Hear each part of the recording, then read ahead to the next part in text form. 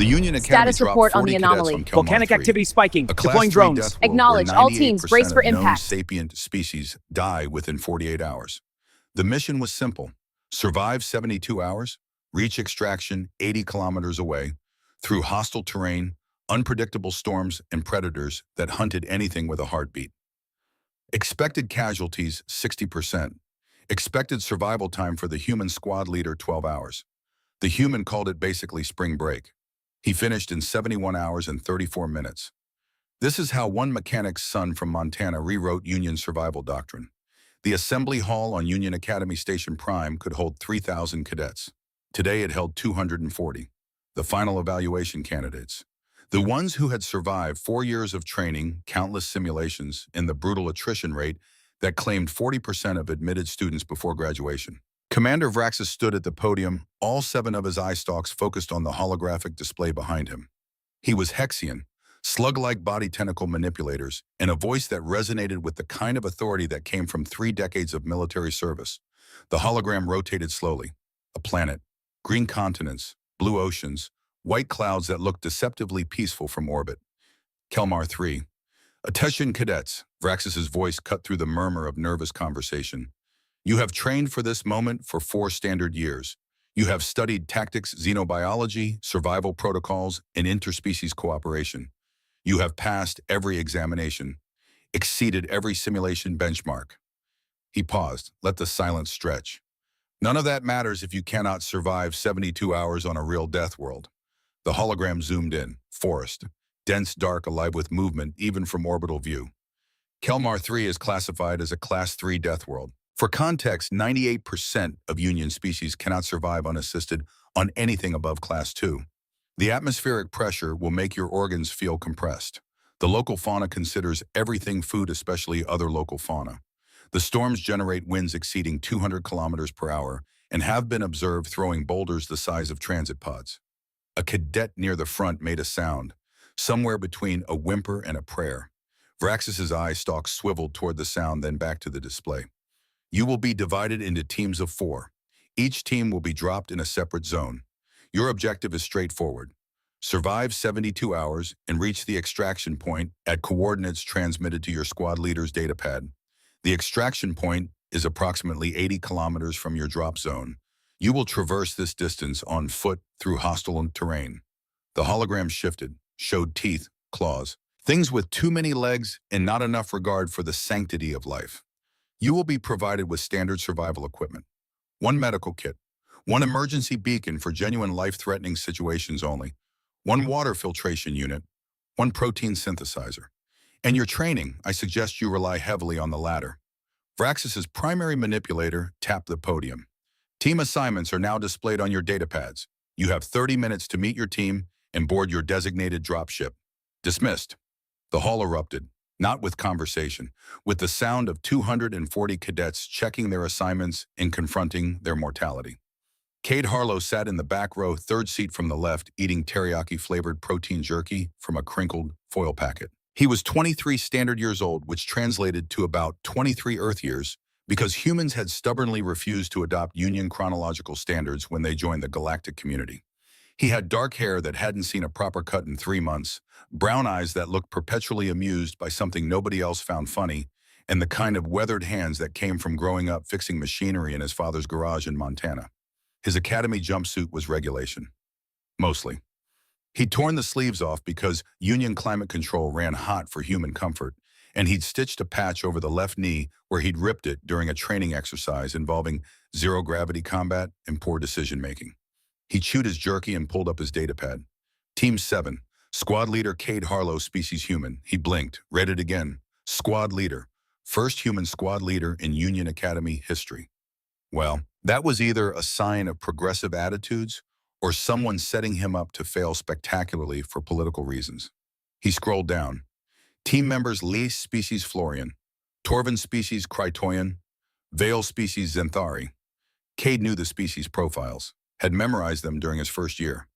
Florians were amphibious bioluminescent and came from a Class 1 garden world where the most dangerous predator was apparently a fruit that caused mild indigestion. Krytoians were rock-based life forms from high-gravity worlds, incredibly strong but slow to react. Xantharists were scaled sophisticated and had a cultural superiority complex that made old Earth aristocrats look humble. This was going to be interesting. He stood pocketed his jerky and made his way through the crowd toward the designated hangar bay.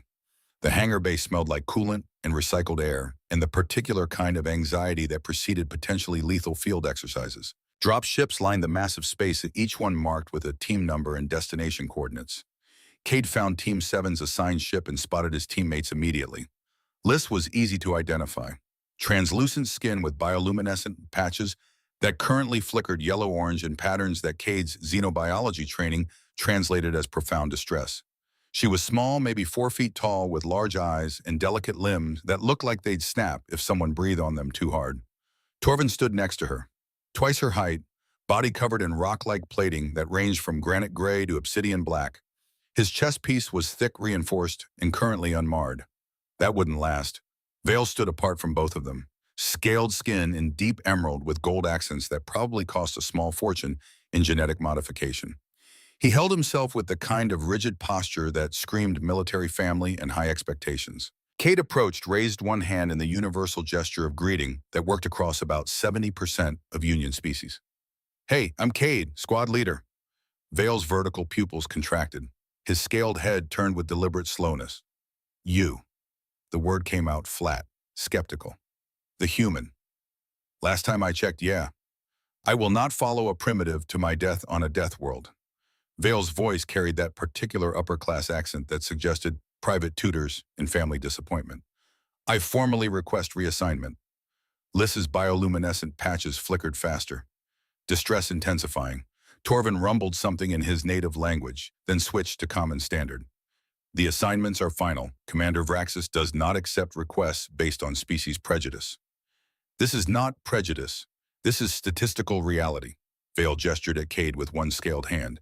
"Humans have been in space for 3 decades. 3. My species has been navigating the stars for 12,000 years. He is from a world that only achieved faster-than-light travel in his lifetime, and we are expected to trust his leadership on a Class-3 death world."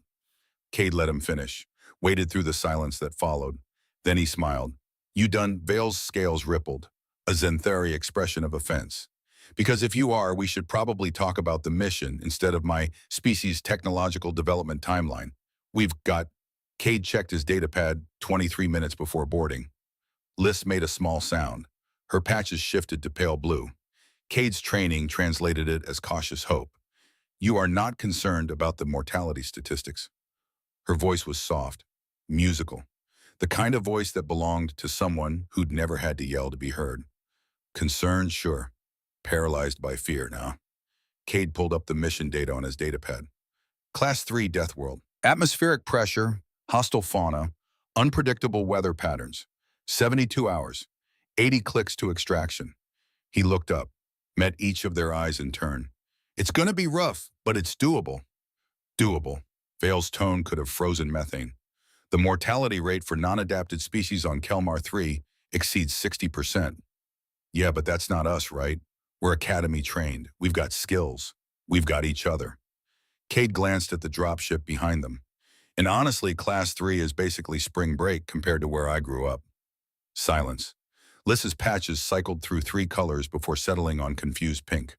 Torvin's rocky brow plates furrowed. "What is spring break?" "Human cultural tradition where they travel to dangerous locations and engage in risky behavior for recreation." Vale supplied, then turned to Cade with something approaching horror. "You are comparing a death world evaluation to a recreational activity." Cade shrugged. "I mean, yeah. Earth is Class 7. Montana in January, that'll kill you 6 ways before breakfast if you're not careful. Kelmar-3 is like—" He searched for the right comparison. "It's like camping with slightly bigger wildlife." "Slightly bigger," Liss repeated faintly. "You will get us killed," Vale announced. "Your species' disturbing comfort with lethality will result in poor risk assessment and tactical failures." "Maybe," Cade folded his arms. "Or maybe growing up on the 3rd most dangerous planet in known space means I've got skills you don't." "Guess we'll find out." Torvin made a sound like grinding stone. Cade's datapad helpfully translated it as thoughtful consideration. "The human makes a valid point. Death world adaptation may provide advantages we lack. I vote we proceed with assigned team structure." Vale opened his mouth, closed it, His scales rippled in a pattern Cade didn't recognize but suspected meant profound frustration. Fine. But when you fail, human, I will ensure the Academy records reflect that your inadequacy endangered the entire team. Fair enough. Cade extended his hand, waited. Vale stared at the offered hand like it might bite him. Human gesture of agreement, Cade explained. You grasp my hand, shake it, seals the deal. After a long moment, Vale reached out. His scaled hand gripped Cade's with surprising warmth. Do not make me regret this. I'll do my best. The dropship was exactly as uncomfortable as Cade had expected. Crash harnesses designed for multiple body types, which meant they fit nobody perfectly. The interior smelled like hydraulic fluid and fierce sweat from previous teams. The pilot was Avix, feathered vaguely avian and profoundly bored by the whole proceeding. She ran through pre-flight checks with the enthusiasm of someone reading appliance instructions. Cade strapped into his harness, checked the seals, and pulled up the mission data one more time. Zone 7. Temperate forest region. Current environmental scans showed moderate rainfall temperatures ranging from 15 to 30 degrees Celsius and confirmed presence of multiple predator species, including Kalmar stalkers, six-legged ambush predators, 400 kilograms average weight, razor-sharp crystalline formations growing from their spines that they could launch as projectile, pack hunters with sophisticated coordination, basically mountain lions with extra legs and the ability to shoot you. Cade had grown up in Montana, had encountered actual mountain lions twice, once while hiking with his father when he was 12, once while camping alone when he was 17. The trick was understanding that they were ambush hunters. They wanted you scared, wanted you running. The moment you ran, you were prey. The moment you stood your ground and made yourself a problem, you stopped being an easy meal. So what's the plan? Liz asked from her harness. Her patches glowed soft green. Cade's datapad translated it as a tempting optimism. Survive 72 hours, reach extraction. Cade kept his tone light. Everything else is just details. Those details include predators that can shoot projectiles, Vale pointed out, environmental hazards, potential equipment failure, team coordination challenges with an inexperienced human leader.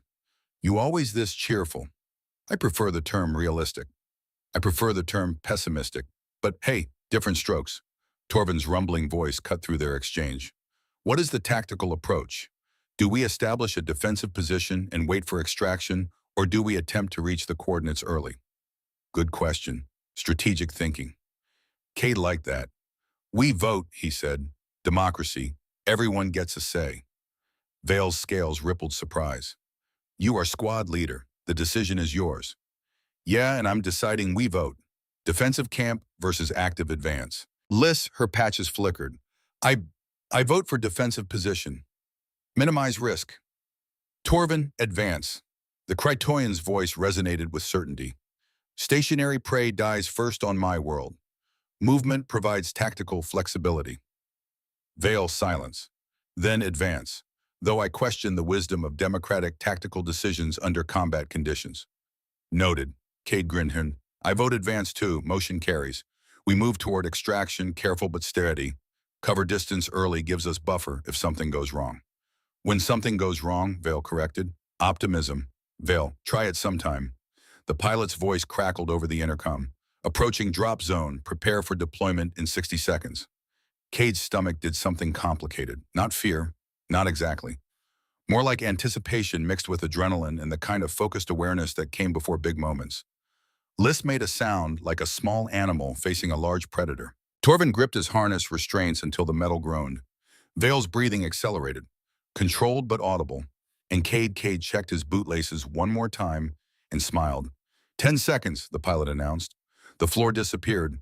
That was the only way to describe it. One moment they were in a ship. The next they were falling through atmosphere at speeds that made every survival instinct Cade possessed scream in protest. The drop pods deployed, metal and composite material wrapping around each of them, creating protective shells that plummeted toward the planet below. Through the transparent section of his pod, Cade could see Kalmar-3 rushing up to meet them. Green and blue and brown forests and rivers and mountains that looked beautiful, right up until you remembered everything down there wanted to eat you. This is awesome.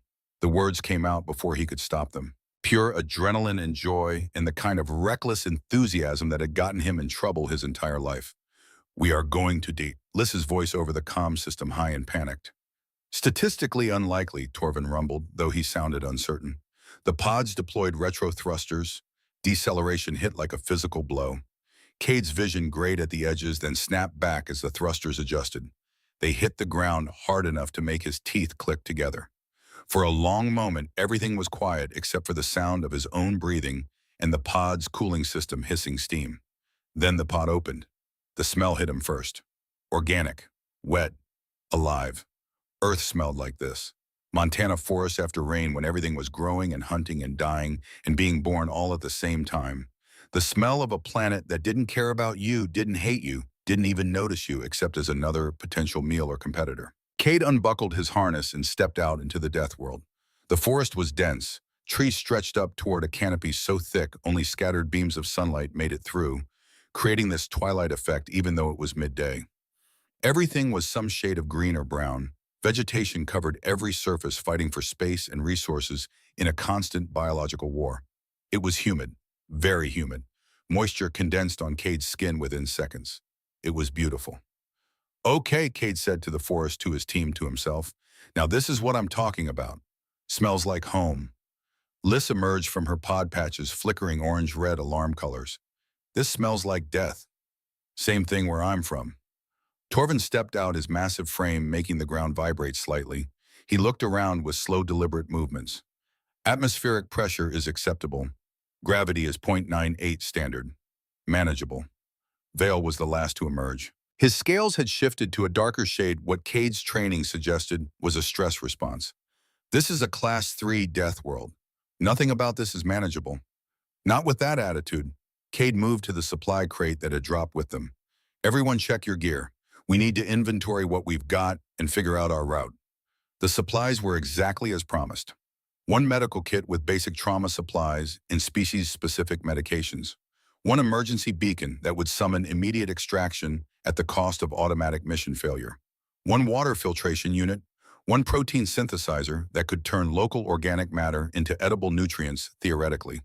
And one multi-purpose blade. One blade for 4 people on a Deathworld. Cade picked up a fallen branch, thick as his arm, tested its weight, then snapped it over his knee with a crack that echoed through the forest. Liz jumped. Vale stared. Torvin's eye equivalence widened slightly. What are you doing? Vale demanded. Cade held up the makeshift club. Making a backup weapon. Tools break, skills don't. You broke a tree branch with your bare hands. Humans have pretty good grip strength, perks of being from a heavy gravity world. He tested the club's balance. Good weight. Solid.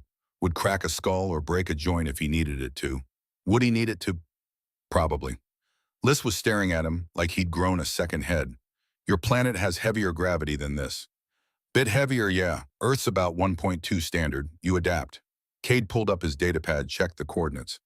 Extraction point is northeast, approximately 80 kilometers.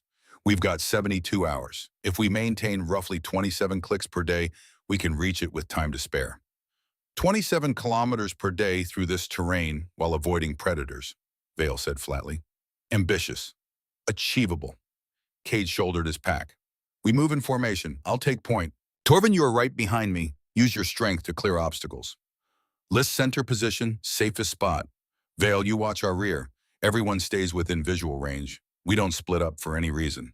Clear, Torvin nodded. Clear. Liss's patches shifted to nervous yellow. Clear. Vale's scales rippled. You have done this before. Hiked through dangerous terrain. Yeah, led teams through it first time, but I figure the principles are the same. Stay together, stay alert, don't do anything stupid. Comforting, Cade grinned. I try. They set off northeast using the datapad's navigation system to guide them. The forest was dense, which meant slow going. Vines grabbed at their packs. Thorns caught on their equipment. Something that looked like moss but moved on its own tried to attach itself to Torvin's leg before he scraped it off with a sound like grinding stone. Cade used his makeshift club to push branches aside, clear spider webs the size of cargo nets, and occasionally whack things that scuttled away into the undergrowth before he could get a good look at them. An hour in Liz made a small sound of distress. Cade stopped immediately. What's wrong? She gestured at her legs where some kind of plant matter had wrapped around her ankles. I am stuck. The vines were thick, fibrous, and tightening as she struggled. Cade knelt, pulled out the multi-purpose blade, and cut through them with 3 quick sawing motions. They released with a wet sound and retreated into the undergrowth. "Stay alert for ground cover that moves," he said. "Anything that looks like it might be alive probably is." Lice knotted patches cycling through grateful pink before settling back to nervous yellow. They continued. The forest sounds were constant, calls that might have been birds or might have been something wearing bird shapes, rustling in the undergrowth that tracked their movement, the distant crack of something large moving through the trees. Vale broke the silence. "How are you so calm?" Kate glanced back. "Who says I'm calm? You are not displaying any stress indicators. No elevated breathing, no visible tension.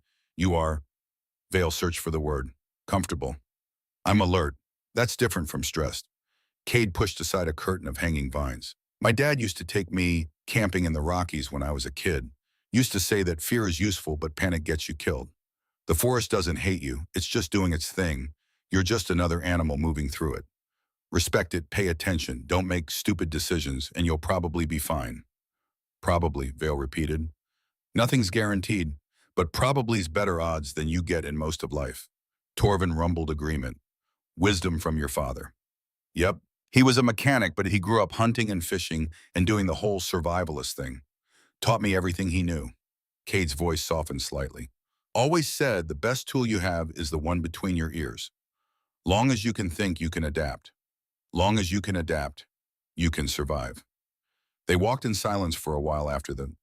The forest grew darker as the canopy thickened. Temperature dropped a few degrees. Humidity stayed oppressive. Cade was just starting to think they might make it to nightfall without incident when he heard it. A low clicking sound. Rhythmic.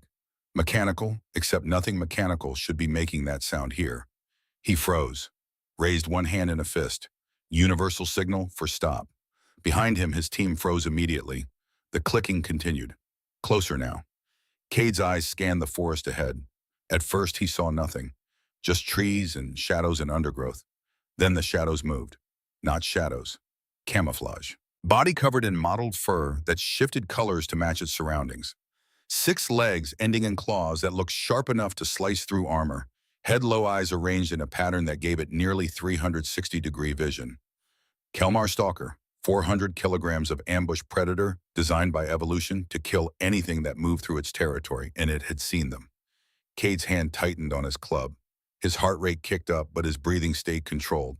Steady. "Don't move," he whispered. Nobody moves. The stalker's head turned toward them. Multiple eyes fixed on Cade. The clicking sound intensified. "What does the clicking mean?" Lys's voice barely audible, terrified. "It means there are more of them," Cade said quietly. "They're pack hunters." As if to confirm his words, 2 more stalkers emerged from the undergrowth on either side. Then a 4th appeared behind them, cutting off their retreat. 4 stalkers. 4 of them. Vale made a sound that might have been a prayer in his native language. Torvin shifted his weight, preparing for combat. Lys's patches blazed pure white terror, and Cade felt something click into place in his mind. The same thing that had clicked when he was 17 and found himself face to face with a mountain lion in Wyoming. The same calm clarity that came from understanding that fear was just information, and information could be used. "Okay," he said, voice steady and quiet. "New plan. Everybody get close together. Back-to-back formation. Vale, your tallest watch overhead for attacks. Torvin, your strongest, your rear guard. Lys, stay in the middle. I've got point." "They are going to kill us," Lys whispered. "Not if we don't let them." Cade raised his makeshift club, settled into a fighting stance his father had drilled into him over countless camping trips. Low center of gravity, weight balanced, ready to move in any direction. The lead stalker took a step forward, then another. The clicking grew louder now, coming from all 4 of them in a coordinated pattern. Hunting communication. Pack tactics. "When they charge," Cade said quietly, "aim for the eyes or the joints. They've got armor everywhere else, but eyes are vulnerable and joints are weak points. Torvin, can you lift heavy?" "Yes." "Good. When I say now, pick up that rock next to your foot and throw it at the one behind us. Doesn't matter if you hit it, just need to break their coordination." "This is insane," Vale hissed. "Yeah," Cade agreed, "but we're doing it anyway.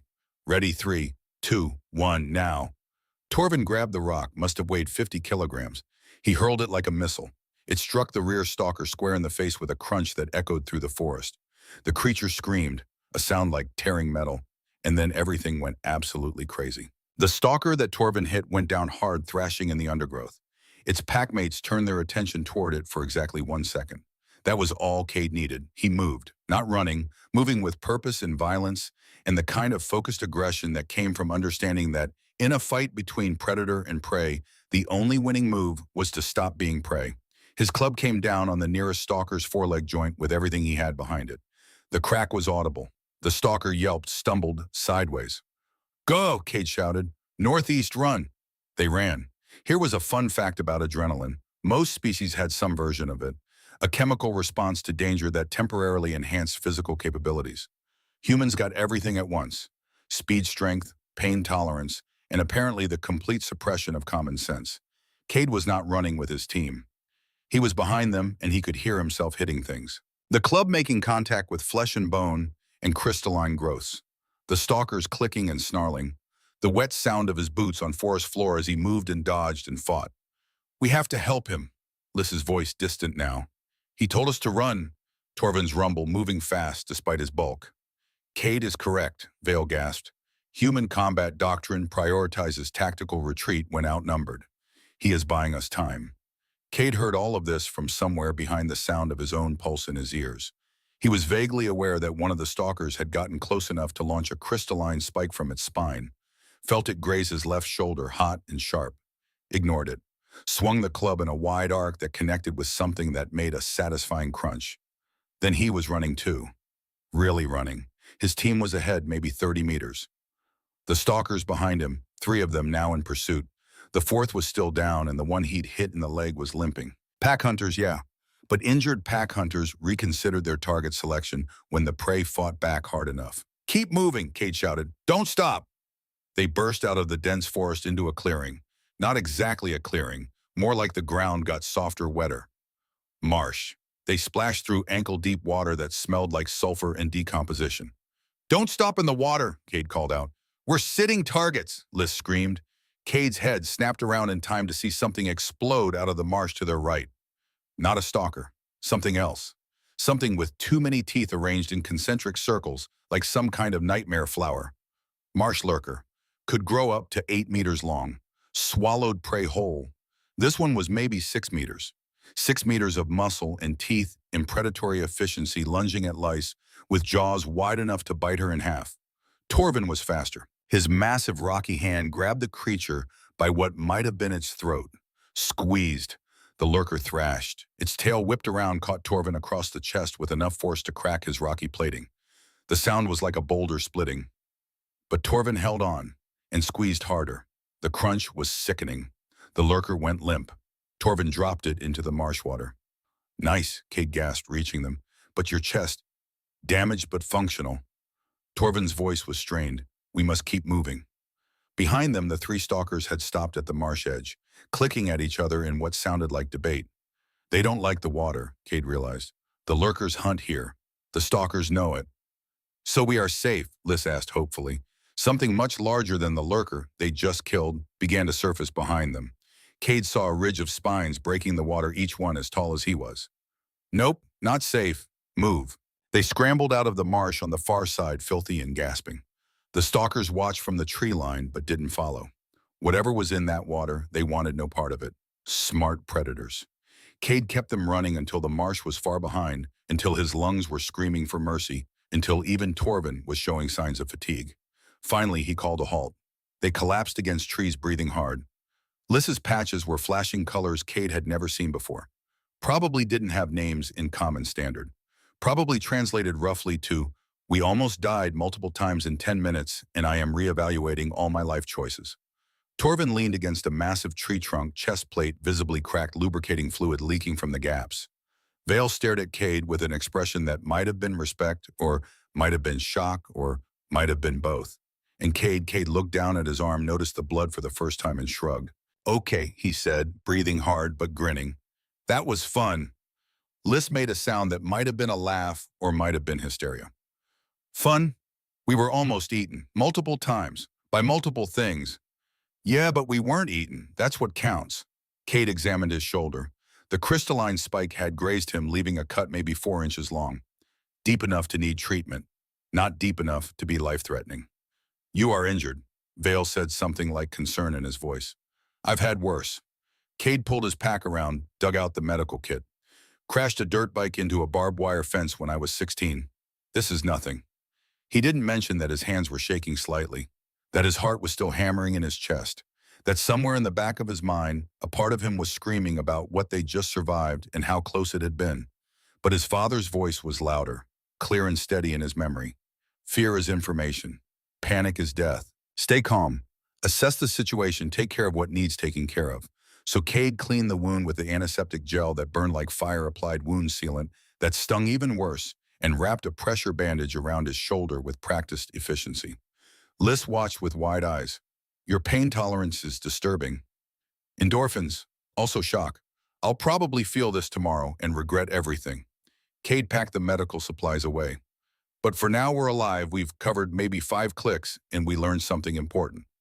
What? Torvin rumbled. This planet is exactly as advertised. Everything wants to kill us. But Cade looked at each of them. We're still here. We fought, we ran, we survived. That's 1-0 in our favor.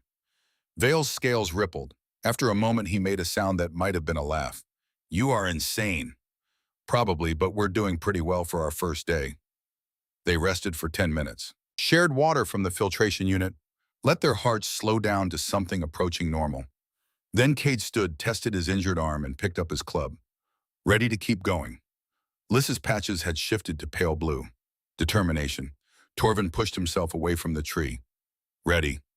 Vale checked his equipment, then nodded.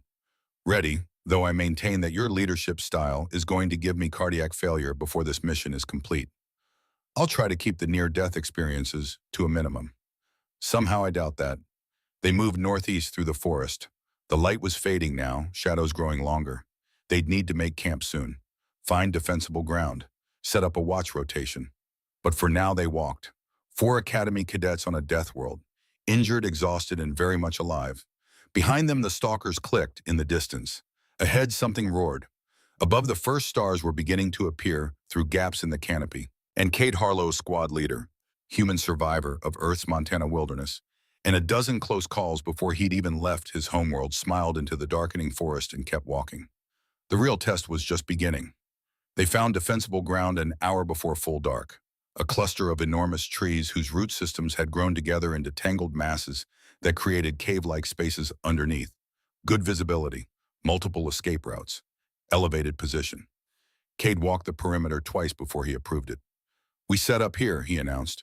Torvin, can you help move some of those fallen logs? Create a basic barricade on the south approach. Vale, gather dry wood for a fire. Liz, activate the water filtration unit and start processing water from that stream we passed. Vale's scales rippled. You want a fire on a Deathworld that will attract every predator within kilometers.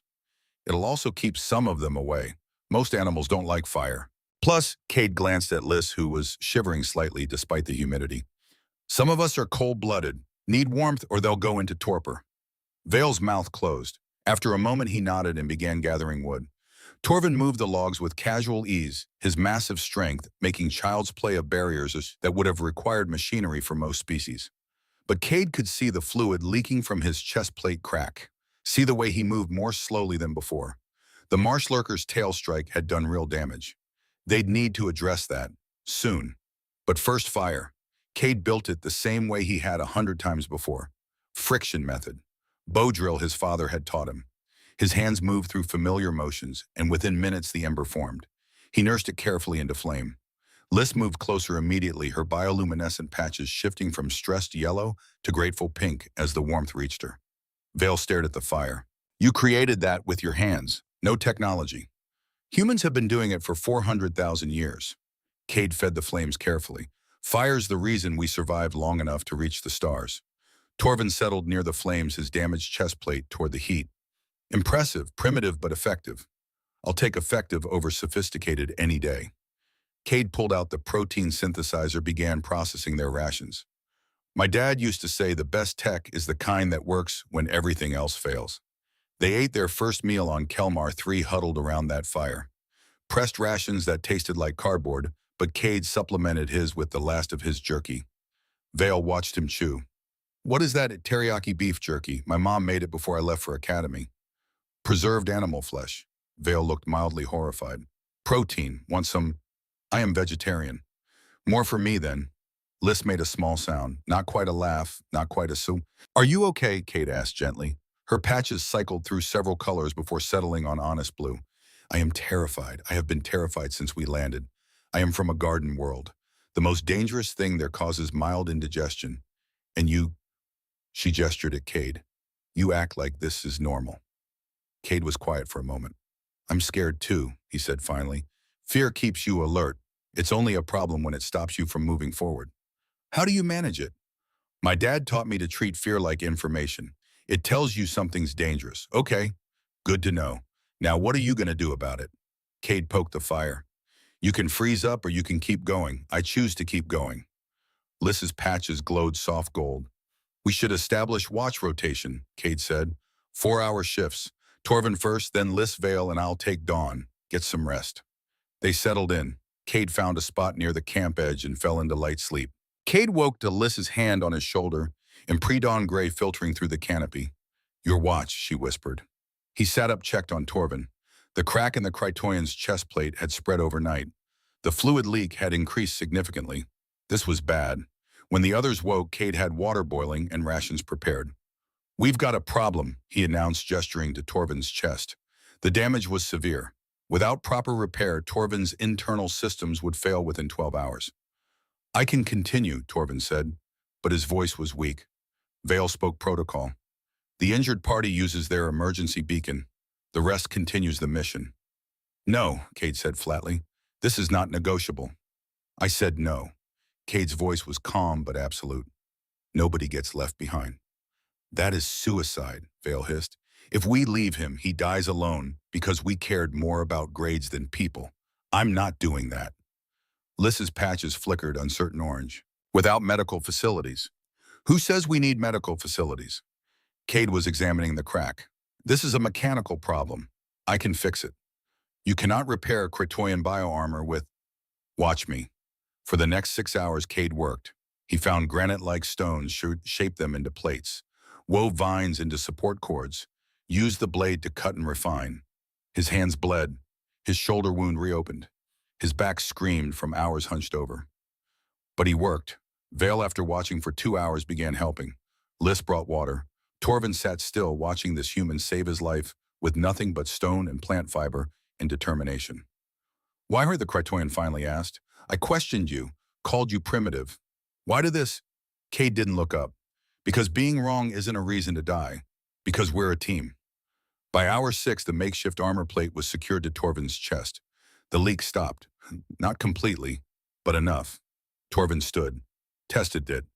It holds. By the stone ancestors, it actually holds. Cade wiped sweat from his face. It'll get you through 60 more hours. After that, you need real repair. I am in your debt. You're my teammate. This is what teammates do. Torvin placed one massive hand on Cade's shoulder. Then I am honored to call you teammate Cade Harlow. Vale's scales had shifted to soft copper. I owe you an apology.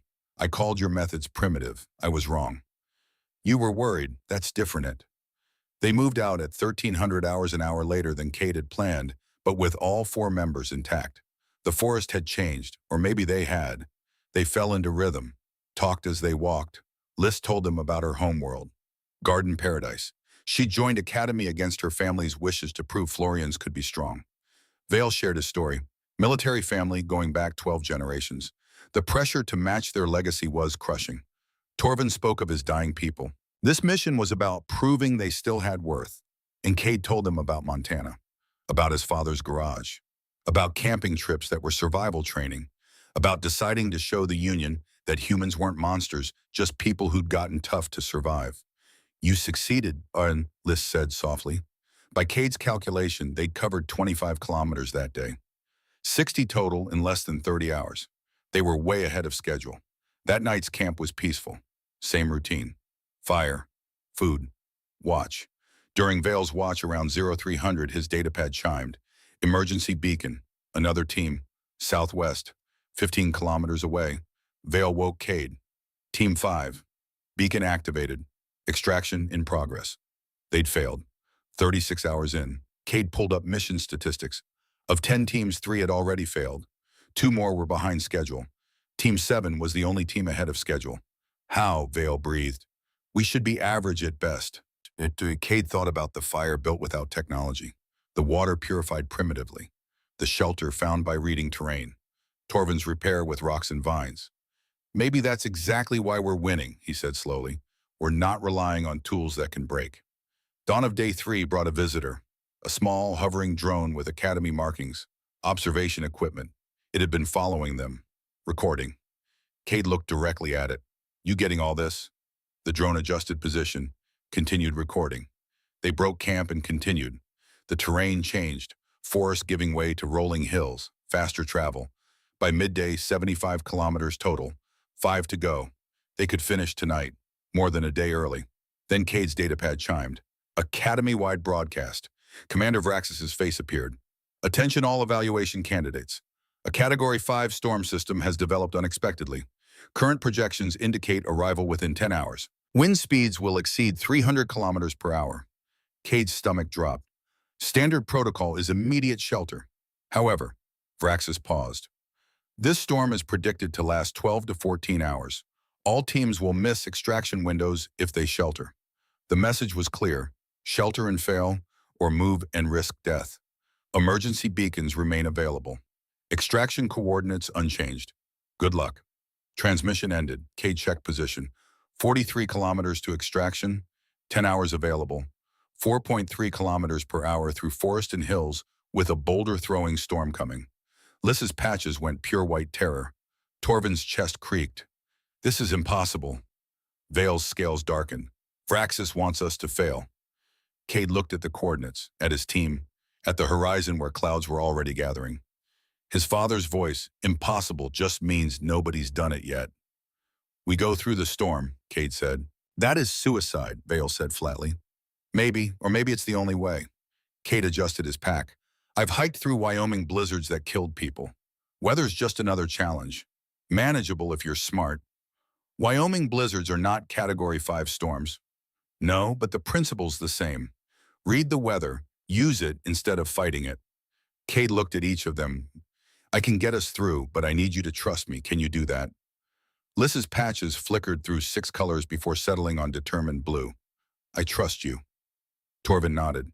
You earned my trust twice over. Vale was quiet. Then his scales shifted lighter. You kept us alive when others failed. So yes, I trust you, Cade. Good. Cade calculated route and timing.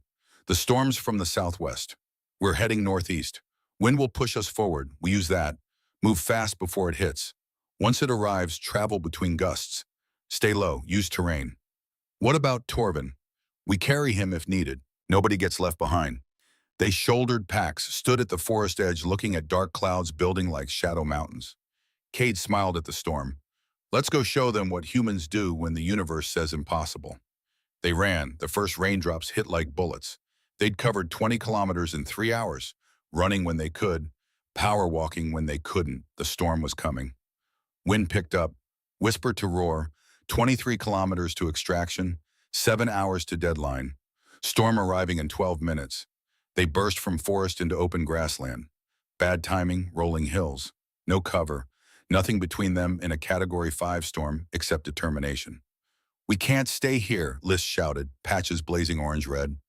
We're not staying, Cade shouted back. We're going through. They redistributed weight.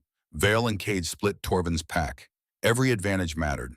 The sky went dark, storm dark, clouds strangling the sun. Lightning split the horizon. Thunder cracked like reality breaking. Here it comes. Cade dropped to crouch. Everyone down. Wait for the gust. The wind hit like a wall. Cade felt himself sliding backward, dug fingers into soil, held on.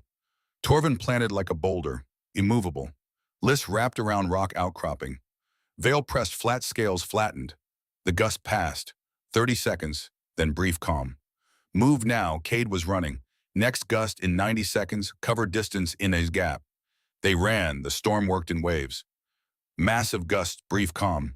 Cade timed them, used them, run 90 seconds, drop 30, run again. Brutal, terrifying, working, 2 kilometers in 30 minutes. Then the real rain started. Not drops, sheets, walls, water with enough force to bruise skin. Visibility dropped to nothing. Cade shielded his datapad. Navigation arrow barely visible. Northeast, always northeast. Follow me. Stay close. Lightning struck close. Maybe 100 meters. Thunder instantaneous. They kept moving. Hour 1 became 2. 2 became 3. Cade's legs burned. Lungs screamed. Azure's shoulder went numb. Lice fell. Cade was back to her instantly. I can't, she gasped. Too small, too weak. The wind's helping us, Cade shouted in her ear. Pushing northeast. We're using it. Lean into the gusts. I'm scared. Me too. But we're doing it anyway. Come on. He pulled her up, kept one hand on her arm, wouldn't let go. They ran together. Hour 4. Cade realized something remarkable. They were gaining ground. The storm supposed to kill them, they were using it. Wind pushing forward, rain hiding predators, lightning lighting their path. His father's voice. Nature isn't good or evil, it just is. Work with it, not against it. Cade was working with it, and it was working. Hour 5 brought new challenge. The ground disappeared beneath Liz. She dropped into darkness with a scream. Cade lunged, caught her wrist. His other hand found purchase, held on. I've got you, Torvin. Massive hands pulled her up. She emerged covered in insects, thousands of them. Small bodies, translucent wings, clicking mandibles. Underground nest, Cade realized with horror. The grassland collapsed, tunnels giving way, swarm emerging, tens of thousands of insects pouring out in a living wave. Run. The swarm came after them. Fast, faster than humans, flying through the storm. Cade felt them land on his back, mandibles seeking purchase. He swatted, kept running. Veil was covered. Torvin crushed them by handfuls. Liz screamed, not fear, something else, primal, inhuman. Her bioluminescent patches blazed, bright, blinding. The insects on her stopped moving, just stopped. Then they glowed too, matching her frequency. Liz screamed again. Her patches pulsed in complex patterns. Communication, language. The swarm stopped pursuing. They began moving in formation, responding to Liz's light like iron filings to magnet. She raised one hand. The swarm parted, created a corridor. Follow me, she whispered, but her voice carried command. They walked through the swarm, thousands of insects hovering in perfect synchronization, creating a tunnel of safety. When they emerged, Liz collapsed. Cade caught her. What was that? Vale stared with religious awe. I don't know, Liz gasped. I felt them in my mind. I just knew I could control them. Torvin's voice was reverent. Florian insect symbiosis. I read about it. The text said the ability was lost thousands of years ago. Not lost, Cade said gently. You okay? Exhausted, but okay.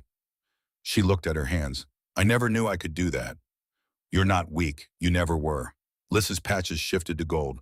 We should keep moving. They moved. The storm was breaking, wind decreasing, rain shifting to merely heavy.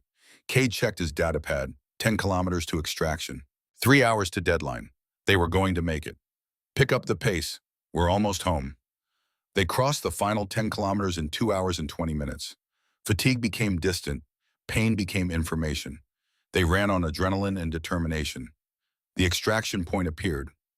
Raised platform, scanning equipment, Union technology looking almost alien after 3 days in wilderness. Beautiful. They stumbled onto the platform together.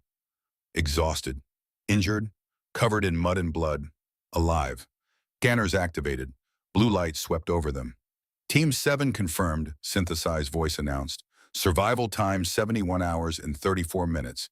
Congratulations, extraction shuttle dispatched. Estimated arrival 10 minutes. Cade collapsed. Just sat down, legs giving out. Liz sat next to him, patches soft blue, peaceful. Torvin lowered himself carefully. Vale stood a moment longer, then sat. Shale's warm copper. Silence. Just breathing. Just being alive. We did it, Liz whispered. Yeah, Cade said. I doubted you, Vale said quietly. I thought your inexperience would doom us. I was profoundly wrong. You led us to victory. We led us, all of us. This was teamwork. You are being modest. I'm being honest. Squad leader means I had the privilege of working with people who refused to quit. Cade looked at each of them. Best team I could have asked for. Torvin rumbled with emotion. You saved my life when protocol said to leave me. You preserved my honor. My people will know a human showed me compassion. You deserved it. You're my friend. The word hung. Friend, not just cadet, friend. Liz took Cade's hand. I was certain I would fail. You showed me I was wrong. You believed I could do it, so I believed too. You always had the strength. The shuttle appeared, descending like mechanical salvation. Medical personnel rushed out. We're fine, Cade started. This shoulder wound has reopened multiple times, a medic said, examining him. Check Torvin first. The medic saw the makeshift armor. Her eyes widened. Did you repair this yourself? He did, Torvin said, with stone and plant fiber. 6 hours. It saved my life. The medic stared at Cade. You're the human, the squad leader. Yeah. You're also the first team to reach extraction, by more than 12 hours. Silence. The first Lys's patches flicker and, by a lot, 3 teams activated beacons first day, 2 more during the storm, 1 missed deadline but made secondary extraction, 1 projected to arrive on time. And you, 71 hours, 83 kilometers, 0 casualties, 0 beacon activation. She shook her head. That's not just passing. That's breaking the record. They loaded into the shuttle, scanners cataloging injuries, nothing critical, everything survivable. As Kelmar 3 fell away, Cade felt completion, like proving something that needed proving. The shuttle docked. Commander Vraxis met them. All 7 eye stalks focused on Team 7. You are the first team to return. Record time. Impressive. Something complicated in his voice. Though you sustained injuries, this will be reflected. Cade straightened. With respect, Commander, we survived 71 hours and reached extraction 12 hours ahead of anyone. A few injuries seem reasonable. Vraxis's eye stalks swiveled, studied Cade. Indeed. Dismissed to medical. Debriefing tomorrow 0900. Well done, cadets.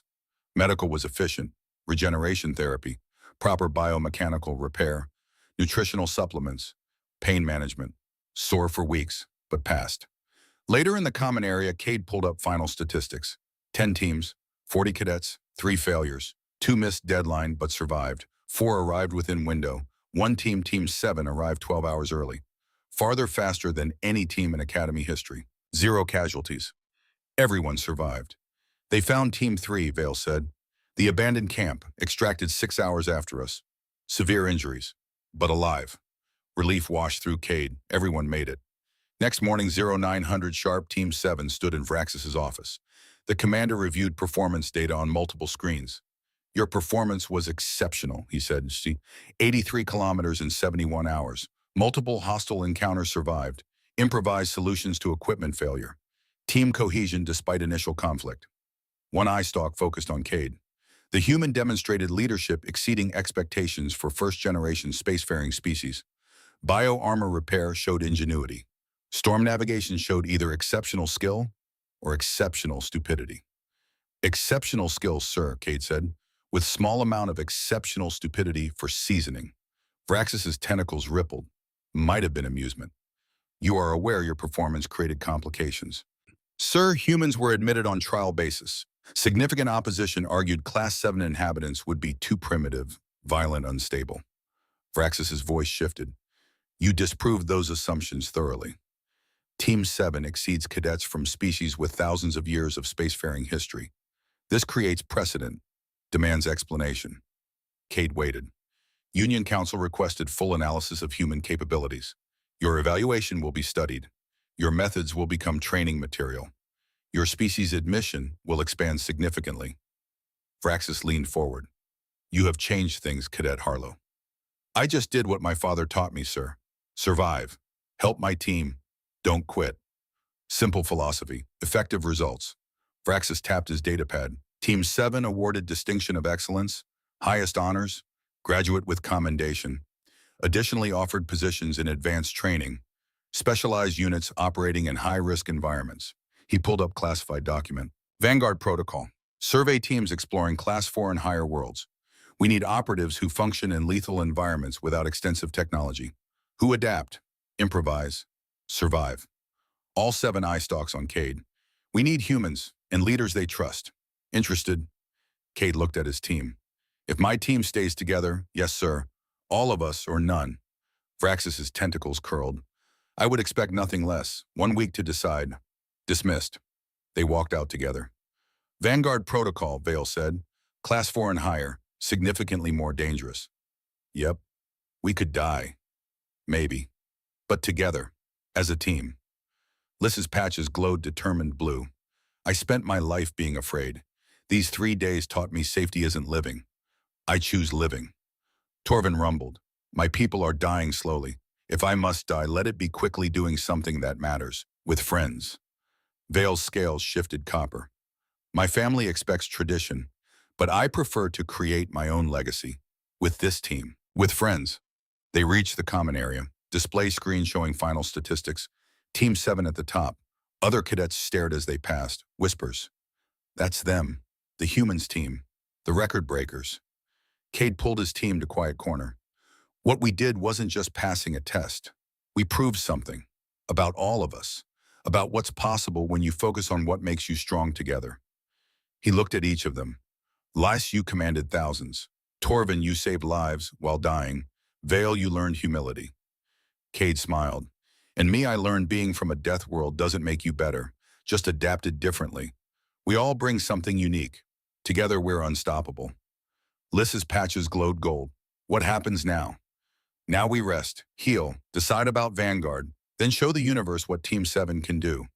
3 days later, graduation ceremony, full assembly, 200 graduates, families via hologram, union officials observing, Commander Vraxis at podium. You entered as individuals from across the Union, different species, different worlds.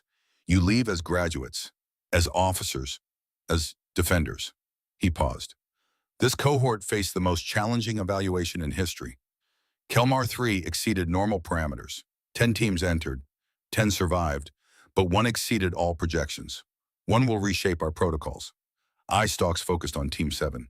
Team 7 front and center. They walked to stage. Cade in dress uniform, Lys with proud blue patches, Torvin's chest gleaming, Vale's scales polished. Cadet Harlow, Vraxis said formally, first human squad leader. Exceeded every expectation, demonstrated tactical flexibility, technical ingenuity, leadership that inspired record performance. He presented the distinction of excellence. Heavy metal, real. Cadet Lys overcame limitations to discover capabilities your people believed lost. Fauna control prevented casualties, demonstrated impossible potential. Lys received hers with trembling hands, patches cycling through every color. Cadet Torvin continued despite critical failure, showed resilience honoring your warrior tradition. Torvin held his medal like it was fragile. Cadet Vale overcame prejudice and pride. Your growth represents the best of academy training. Vale's scales flushed copper. He looked at Cade. Mouthed, thank you. Vraxis addressed the assembly. These 4 proved something essential. Survival is not about superior technology, not ancient civilizations, not species hierarchy. Survival is adaptation, cooperation, determination. These are human traits, yes, but universal traits. Traits any species can develop. He gestured to screens. Video from Kelmar-3. Cade building fire. Torvin's repair. Lys commanding swarm, running through storm. This is the future, not species competing, species cooperating, learning from each other, becoming stronger together. As Vraxis spoke, the screen shifted, showed something new. Future scenes. Flash forwards woven into his speech. A lecture hall, instructor teaching. Today we discuss the Harlow Protocol, named after Lieutenant Cade Harlow, who revolutionized survival doctrine. New cadets taking notes, learning friction fire, studying improvisation. Young human cadet, nervous asking instructor, I'm scared I won't measure up, that I'm too primitive. Instructor's compound eyes kind. Lieutenant Harlow said, we're not smarter or stronger or more advanced. We're just survivors from a planet that made us unbreakable. And maybe that's exactly what the universe needs. The cadets standing straighter, fire in their eyes, back to ceremony. Vraxis concluding, and that future begins today. With these 4 cadets, with the Harlow Protocol now taught across the Union, with humanity's full integration into our defense forces. The assembly erupted in applause. Cade stood there, medal in hand, team beside him, feeling his father's presence. Every camping trip, every survival lesson, all of it mattered. Dad would be proud. After ceremony, Cade found quiet spot, pulled up comm, sent message to Earth. Dad, I graduated, top honors, led my team through a death world using everything you taught me. Fire building, terrain, reading weather navigation. All of it saved lives. Thank you for being stubborn about the old ways. Thank you for preparing me for challenges you couldn't imagine. I love you. I'll call when I can. Your son, Cade. Sent. Queued for Earthbound packet. Liz found him. Sat without speaking. I contacted my family, she said quietly. Told them what happened. What I discovered. My mother cried. Said she was wrong to doubt me. That she's proud. Pink patches. I never thought I'd hear that. You earned it. We earned it, together. Torvin and Vale joined them, four sitting in comfortable silence, watching stars through viewport. So, Vale said, Vanguard Protocol. Are we doing this? Cade looked at his team. His friends. I'm in if you're in. I'm in, Liz said. As am I, Torvin rumbled. Vale's scales determined copper. Then we are unanimous. Team 7 continues. They sat as the station orbited Earth, blue and green planet rotating slowly. Somewhere down there, his father would receive the message, would smile, would tell his mother our boy did good. And somewhere in the future, Team 7 would face new challenges. But that was tomorrow. Tonight, they were graduates, friends, alive, and they had proven something essential. 1 year later, deep space planet designated Havoc Prime, Class-6 Deathworld, acid rain, predators hunting in hundreds. Lieutenant Cade Harlow stood with his team at the drop point, older now, battle-worn, but together. Okay, he said, checking equipment. Looks rough, but we've handled worse. Remember Kelmar-3, Liss's bioluminescence flared confident blue. When you called it spring break, yes. I remember. Torvin checked his armor, properly maintained now. Professional grade. I remember you spent 6 hours repairing my chest with rocks. This will be easier. Vale's scales glowed warm copper. I remember doubting you. I will not make that mistake again. Good. Cade shouldered his pack, found his lucky club, same stick from Kelmar-3 preserved through a dozen missions. Then let's show this planet what Team 7 does when the universe says impossible.